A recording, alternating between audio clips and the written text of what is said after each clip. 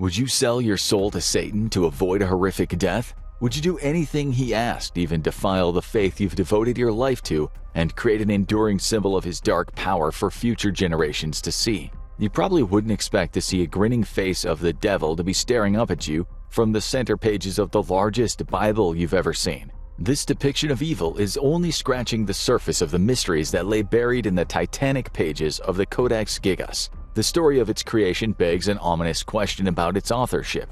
Was it penned by a mortal, or something both greater and lesser? To answer this question, before we even dare to open the Devil's Bible, we need to head back to the time it was created. If there was one thing you could praise the Middle Ages for, it was their creativity. At least creativity in terms of torture and execution. While food shortages and poverty gripped much of Europe, there was never a shortage of new and inventive ways to mutilate, humiliate, and murder your fellow human beings. Strapped onto the rack, you'd have your limbs each tied with ropes or shackles. These would then be pulled further and further apart, cranked harder by a team of executioners, as one by one all of your joints would pop out of place before finally tearing apart under the immense strain. Or how about the opposite of that? The scavenger's daughter. You'd be forced into a kneeling position with your chest against your thighs. A metal band would wrap around you, tying you into this position ever tighter and tighter. Your ribs would snap, piercing your internal organs as your spine pops out of alignment. One particularly dramatic example was the brazen bull, a hollow brass bull that would be opened up through a hatch on the side, with the victim bundled inside behind lock and key. Without a hope of getting out, a fire would be lit underneath the bull, steadily raising the temperature of the metal oven higher and higher. They made it into the shape of a bull because the muted screams that would escape the torture chamber would sound just like a raging bull as it would buck and shake. Then, of course, there is the pear of anguish, a small device, the shape of an upside-down pear. Twisting it at the base would open the pear up, expanding it to be larger and larger. They'd take this pear and they'd insert it, well, you get the idea. There was no shortage of ways to be killed in the Middle Ages. One of the more tame in terms of physical anguish, but right up there in terms of psychological torment, had to be those that were walled up. Not all of us have claustrophobia. Many of us like to think that we're just fine in tight enclosed spaces. But even the most daring and extreme cave diver would find that exact same unbearable panic in their chest the moment they realized they're trapped without a hope of escape.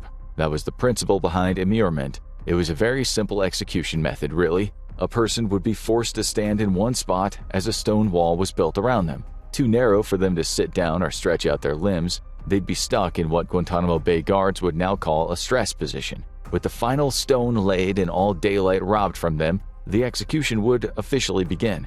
With no immediate threat other than total immobilization, they would just have to stay in that exact spot and wait to die from dehydration several days later, trapped with their thoughts, which would soon turn to waking nightmares. This method of killing was an efficient deterrent. You would hear the anguished cries of the victim inside for a long time. You could even have a conversation with them through the stone as they steadily lost the remaining shreds of their sanity. Not everyone placed in immurement was to be executed, however. Sometimes it was just used as a temporary punishment, particularly within the church. They'd bury you underground or brick you up behind a wall for whatever period of time they saw fit. You just better pray they didn't forget you. Some holy women even chose to undergo immurement voluntarily. They would be bricked up with a slit to receive food and water for extended periods of time, sometimes as long as decades, as a way of stripping back distractions and temptations from their life so they could focus solely on God. Most terrifying about this voluntary immurement was that they would often take children in with them. Kids aged about 10 years old who'd been donated to the church by their parents would act as symbols of purity and innocence that these holy women could keep for company in their walled-off space for years at a time. It's safe to say that very few people would want to do this kind of thing, though, particularly if it was to be your method of execution. And so begins the legend of the Gigas Codex, the Devil's Bible, and how it came to be written. Our story starts in the Kingdom of Bohemia, now the Czech Republic, in the 13th century. It was an imperial state of the Roman Empire, and as such practiced Roman Catholicism. Monasteries dotted the land with pious men committed to the lives of poverty and religious ritual after having taken their monastic vows. Vows, which, made in the presence of God, would have three pillars: poverty, chastity, and obedience. Poverty stated they were to live their lives devoid of material wealth. They were to own nothing themselves but share everything communally within the monastery. Clothes, meals, all necessities were to be stripped back and basic as possible. Discomfort was encouraged at every turn. After all, Matthew 20:16 tells us, "He who is last shall be first." Chastity meant a total abandonment of all sexual thought and activity. Monks were to be totally pure in body and mind, abstaining from any kind of sexual pleasure and practicing total self-control at all times. Their physical urges were temptations from the devil that would lead them away from the purity that God had called them to. And finally, obedience. They were to submit absolutely to the authority of God, the Bible, and the Roman Catholic Church, and the order of monks whom they had joined. Those who had joined the order prior to themselves or occupied superior positions in the monastery were to be obeyed at all times. These conditions were at best totally restrictive and at worst totally impossible to follow. Total obedience while living a life of poverty. Total chastity year after year without an impure thought or deed allowed. These standards were so high that they would have taken immense levels of self-control to achieve. At any moment, any monk was at risk of falling short of these standards and breaking their monastic vows. Enter Herman the Recluse, our protagonist. We'd love to be able to tell you what it was that he'd done that had got him in so much trouble, but sadly those details have been lost in the mists of time. So let your imagination run wild. Perhaps he swiped some solid gold chalices used for the Eucharist that he was going to run away with and sell to buy himself a better life. Maybe it was something as minor as him stealing a couple extra bread rolls at dinner. Or maybe he punched the oldest monk of the monastery for looking at him funny. We'll never know. What we do know is that he was in trouble. Big trouble. Enough trouble to get himself walled up. Dragged in front of a tribunal of senior monks, Herman the Recluse was desperate. He'd seen others executed the same way for breaking their vows plenty during his time at the monastery. He couldn't let it happen to himself. He begged and pleaded with the monks. There had to be something he could do to make it right. He would commit the rest of his life to making things better. Perhaps if he managed to perform some great feat, it would atone for his wrongdoing. They just needed to give him some time, that's all he needed. The monks looked at one another and muttered. When they looked at him again, their faces were icy cold. He was to have one night. Herman's face fell. Just one night. What could he possibly do with that time to prove his worth to the monks? He'd need nothing short of a miracle to avoid execution tomorrow. Herman was dragged from the room and locked away in his quarters at the monastery. With him were all the tools and materials needed to write a book. He got to work as soon as the door closed behind him. As much as he wanted to, he knew he couldn't rush his work. He was writing something holy that would stand for generations. It needed to be perfect. His handwriting had to be exemplary. But after hours of work, he barely made a dent. He was trying to write out the text of the Bible, but he hadn't even managed a page yet. With the ornate illustrations, elaborate lettering, and just the sheer scope of work, he was nowhere close to having something of value to take to the monks the following morning. He'd been praying to God in desperation all night, but he had not heard a thing back. Daybreak was approaching.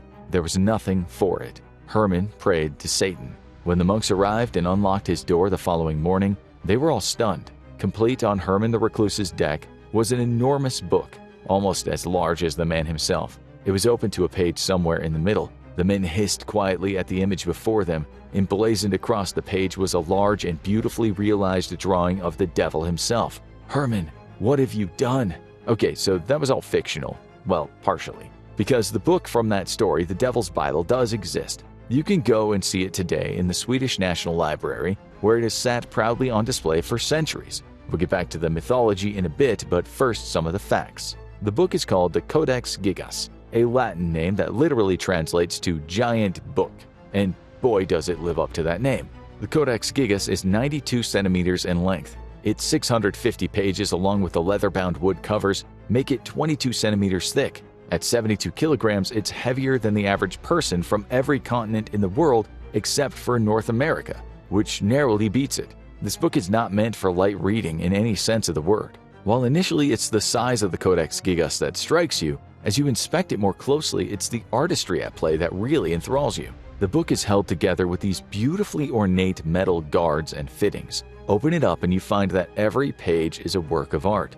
Adorned on each page are what's called illuminations. An illumination is where you don't just have a page of plain text, but you embellish it. You surround it with patterns, illustrations, and colors. Not only would the artist have painstakingly handwritten every word in the book to look perfect, they would have then spent hours or days filling out the rest of the page with these illuminations. At the start of every chapter, you'll find the first letters have been capitalized and blown up to take up a large portion of the page. golds, greens, reds, and yellows, all intertwined to create incredibly detailed and intricate renderings of even the most basic letters. There are pages of illustrations filling up the book too, in between the blocks of text that adorn the paper. Except the paper itself isn't paper at all, it's vellum. 620 pages made from 310 leaves of vellum, folded and bounded together. What's vellum, you might be asking? Animal skin, treated and stretched out thin and taut so as to be written on. It's estimated that upwards of 160 donkeys were slaughtered to provide the vellum for this book. Take a second to imagine just how many donkeys that is. How much of an income those donkeys would have provided in the 13th century. All were killed in pursuit of creating the Codex Gigas. It would have been incredibly valuable at the time, and that value has only risen in the 800 years since. Aside from all the reasons we just outlined, this book has a lot of things going for it that make it incredibly important historically and culturally to this day. For starters, it's the largest medieval manuscript in the world, by quite some margin. You'd struggle to find many books this kind of size from any time period, but from the Middle Ages, nothing compares. So what's inside this tome that makes it so special, and why is it called the Devil's Bible? Well, for starters, there's the Bible. Not a twisted Satanist version of it, but the actual Bible, an early version of it known as the Vulgate Bible. The history of all the different Bible translations and versions is long and deeply fascinating, but probably not a topic to fully delve into in this video, so we'll give you the SparkNotes version of what the Vulgate Bible was. The original Bible manuscripts were not all written in the same language. Almost all of the Old Testament texts, the books written before Jesus' life, were in the Jewish language Hebrew, but mixed in there were the books of Daniel, Ezra, and Jeremiah, which all featured a language called Aramaic. This language blew up in the years between the completion of the Old Testament and the time of Jesus' birth, to the point where it likely is that Jesus spoke Aramaic during his lifetime. And yet, the New Testament was written about Jesus' life and the birth of the early church after, and it was all written in ancient Greek, since that was the scholarly language of the era. This meant anyone who wanted to read all the Christian scriptures and learn the whole story had to be literate in 3 different languages. That's a tall order even with modern education, let alone the inconsistent schools and the universities of the Dark Ages. Enter St. Jerome, who made it his mission to translate all these scriptures into Latin, the language of the Roman Empire, and therefore much of the Western world. In 405 AD, Jerome completed the first version of his translation and called it the Vulgate. He continued to tweak and improve it over the course of the rest of his life, but in its various forms, this became arguably the most significant translation of the Bible in history, even more important than the King James Version, which translated the scriptures into English. Unofficially, the Roman Catholic Church relied on this version of the Bible for centuries, as it now meant that the people only needed an understanding of Latin to access the entire story of Christianity. Over 1,000 years later, the Roman Catholic Church finally made it the official translation of the Church, a position which the Vulgate would retain all the way up until as recently as 1979. So the Codex Gigas had picked the right horse in terms of biblical translations. Its version is slightly different to others. The books of the Bible are arranged in a different order to usual, and it uses a combination of different iterations of St. Jerome's translations. But what is most interesting is that there's a lot more in those 620 pages than just the Bible. The Codex Gigas is so important to us historically today because it acts as a kind of compendium for the knowledge of the time. Contained between its 2 covers is a vast and varied account of much of Bohemian society's knowledge at the time. This collection tells us what people knew or thought they knew about the world around them and gives us enormous insight into their lives as a result. Take Isidore of Seville's encyclopedia Etymologiae, for example. In this book, Isidore does his best to recount all of human knowledge on mathematics, canon law, philosophy, the human body, geography, shipbuilding, weights and measures, rhetoric, and so much more. One of the most fascinating and entertaining parts of this book comes in the zoology section, where Isidore confidently explains that hedgehogs feed their offspring by climbing up vines and skewering the grapes on their spines to then deliver to their waiting children, complete with illustrations. The whole encyclopedia is included in the Codex Gigas, as is Josephus's 20-volume history of all the Jewish people and his writings about the Jewish war. On top of these are multiple books all about medicine, all of which would have been incredibly useful at the time, as well as a history of the Czech lands up to that point. There are prayer books, instructions on performing the Eucharist, a calendar containing a list of notable deaths, and a set of magic formulae. This book is sprawling in every sense of the word, not just the physical. The author had wanted to include everything they possibly could to capture the knowledge of their people in one cohesive book that would stand the test of time. It's the equivalent today of printing out the entirety of Wikipedia to place into a library where any future civilization can access it. Actually, it's more incredible than that. It's like handwriting Wikipedia and drawing all the illustrations for it yourself. We've been talking all this time about an author, singular. Most historians coming to a text like this would expect it to be the work of a whole team of writers and illustrators. That is invariably how books this large are to be produced. There is so much work to do, there's no way just one person could do it all themselves. But this is where we come to the most fascinating thing about the Codex Gigas, the thing that ties all this back to the mythology surrounding the book. Handwriting experts analyzing the text from the very first page of the book all the way through to the very last page of the book can't help but conclude one thing. It's the same. The handwriting in the Codex Gigas is unbelievably, almost impossibly uniform. One person wrote the entire thing. Not only did just one person write it, but they wrote it at an incredibly consistent quality over the course of their whole life. The text alone in the Codex Gigas, ignoring all the illuminations and illustrations, has been estimated to have taken 20 years to write. That's not 20 years of writing 8 hours a day with a good night's sleep. That's 20 years of straight writing with no breaks. This is not just a job for a monk. It was their entire life's work and purpose. They would have had to have started writing as a young man or even a teenager and continued all the way through what's likely the end of their life given mortality rates of the time. And yet, there's still more to be impressed with. One of the things scholars have noted that is most remarkable about the book is its incredible consistency. We mentioned the handwriting being uniformly from the same person, but the consistency also applies to the quality of the work. If you were to sit down and write a 3,000-word essay by hand, chances are your handwriting's going to look noticeably worse on the final sentence than it does on the first. Your hand grows tired, your attention drifts, your brain gets fuzzy, and you get lazier. That's over the course of a day. Now expand that work out to the course of your life. Your handwriting may improve over time with practice, but it may get worse as you get older and start losing your eyesight. Your hands might ache from RSI, seize up from arthritis, or shake from Parkinson's. All of these things impact your handwriting, making it sloppier and more erratic. That doesn't happen in the Codex Gigas. This author, this inspired individual, somehow retains the same level of detail, precision, and creativity throughout the whole book.